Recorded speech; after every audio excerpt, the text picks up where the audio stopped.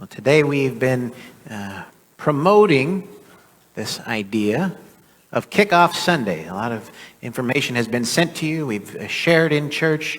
We've been telling you by emails and other messages on Facebook that today is Kickoff Sunday. And as part of Kickoff Sunday, we were invited to wear our favorite sports attire. And then we got to ask ourselves the question, what is it that we're kicking off? If we're kicking off something, what are we kicking off? And the answer is our program year. Our program year. Kickoff Sunday is not something that is celebrated exclusively here at St. John's. It's celebrated at parishes across the country.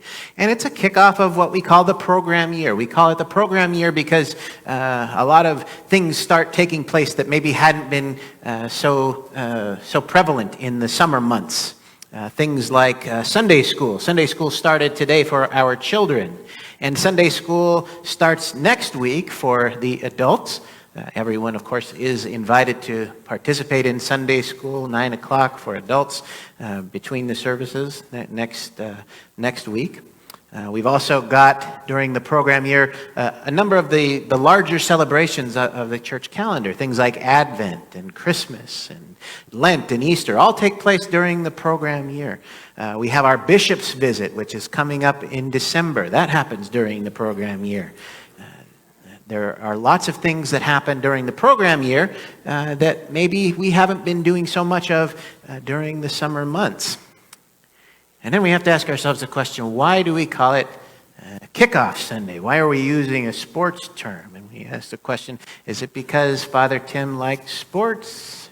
And the answer is maybe that's a little bit part of it. Maybe that's in there somewhere.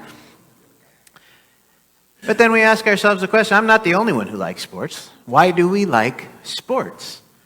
And I think the answer is, it helps us to feel like we are part of something bigger than ourselves. Okay? So when I was in high school, I played high school football.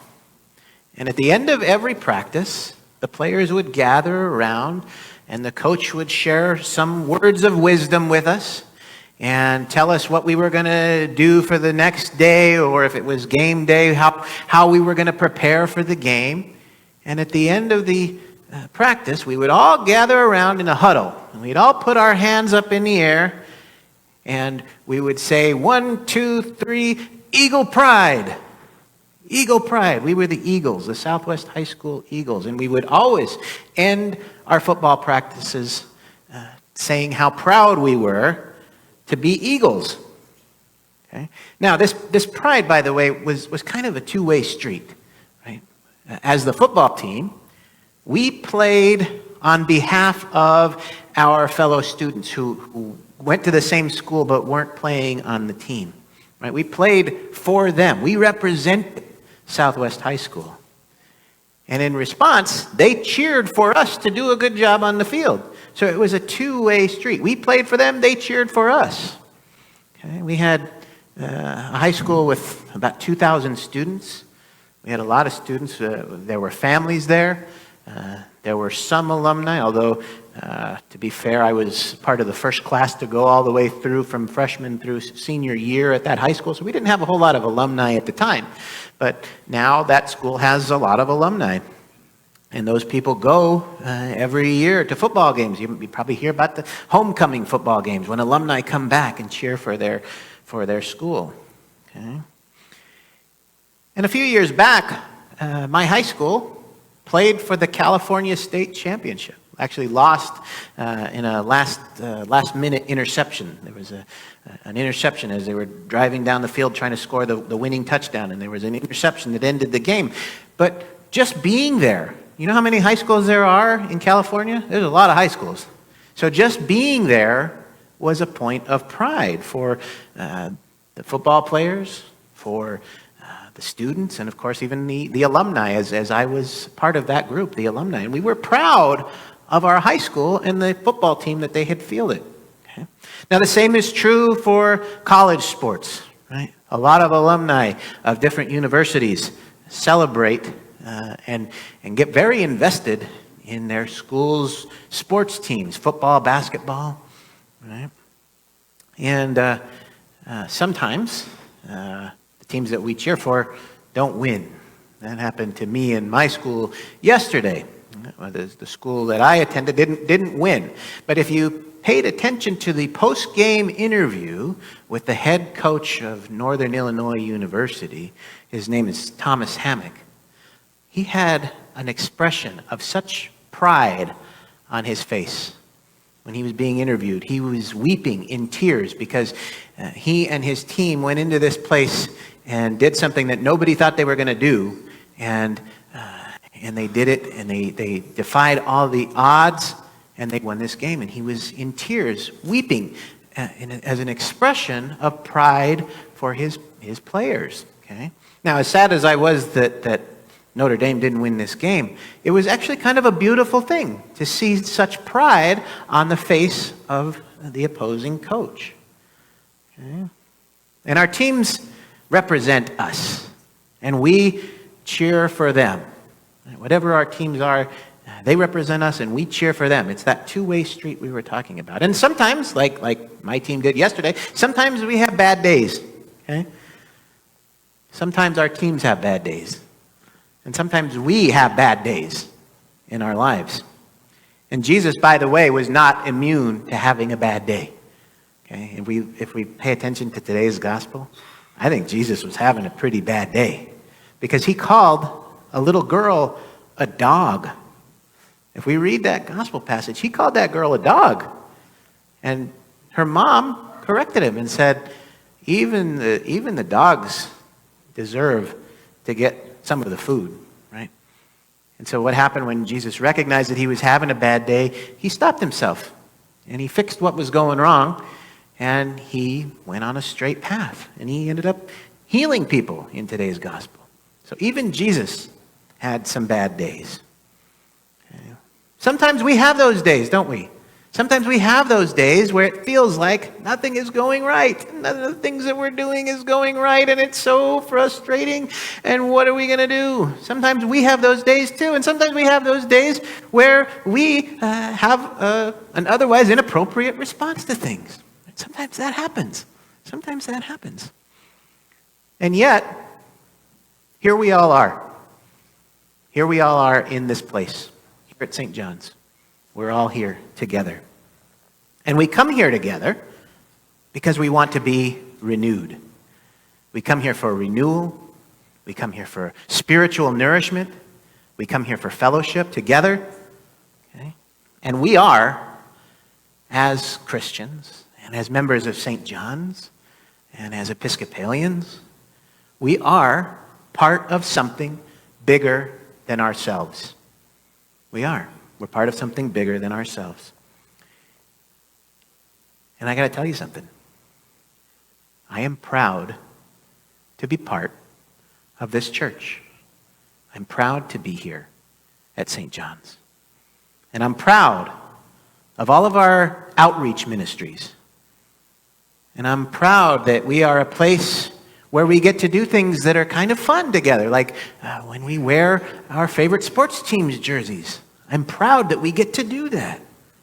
I'm proud that we get to have fun together. I'm proud that the Diocese of Arizona looks at St. John's and says, St. John's is one of the most successful parishes in Arizona. I'm proud of that. And I'm proud of our stewardship that we participate in together.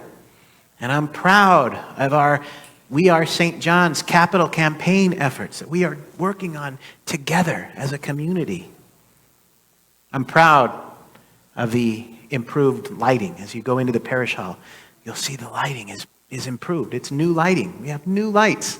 And I'm proud of the new lighting that we have outside. If you leave the church building in the evening, you'll notice you're not going to trip anymore because now there's improved lighting outside. And I'm proud of the new signage that will be installed in just probably a few weeks as soon as the city of Phoenix finalizes our permit for the new sign. I'm proud of that signage. And I'm proud of all the repairs that we're doing on our building and that will be accomplished soon. And I'm proud that St. John's is a place where we can welcome people who maybe have even felt like outsiders when they've tried to attend other churches. I'm proud that this is a place of refuge and that people are welcome here, regardless of where they are in their life's journey and regardless of where they are in their spiritual life. I'm proud of this place and what it represents. And I have a request for you. I want you to reflect on what it is about St. John's that makes you proud. What are some of your points of pride about being here in this place? Okay. We're going to talk about that over the next few weeks. We're going to talk about pride and our pride in our community and our pride in our fellowship together. And we're going to talk about our pride in how we have relationship with one another. Okay. Because we're in it together.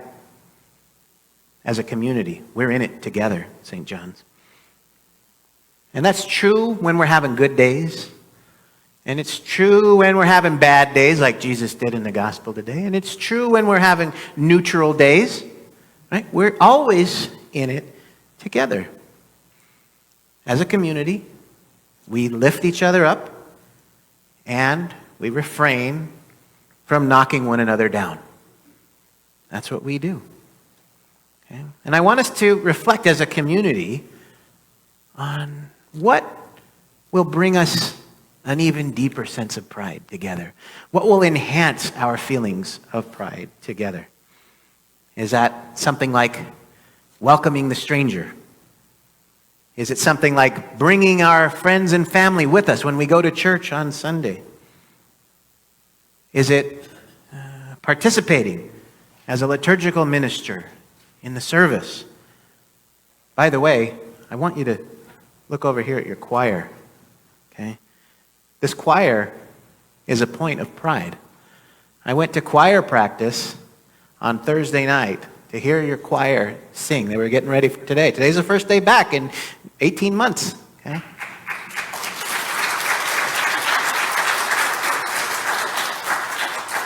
And I got to tell you, when your choir sang on Thursday night, I'm not exaggerating. I had goosebumps.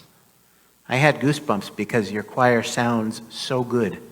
So good. After being gone for 18 months, it's such a point of pride. And by the way, their shirts stand for St. John's Choir. They're not telling you that they just flew in from San Jose Airport. But that's a point of pride. Our choir is a point of pride. And our liturgical ministries are points of pride.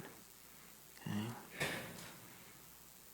We have so much as a church community to be proud of together.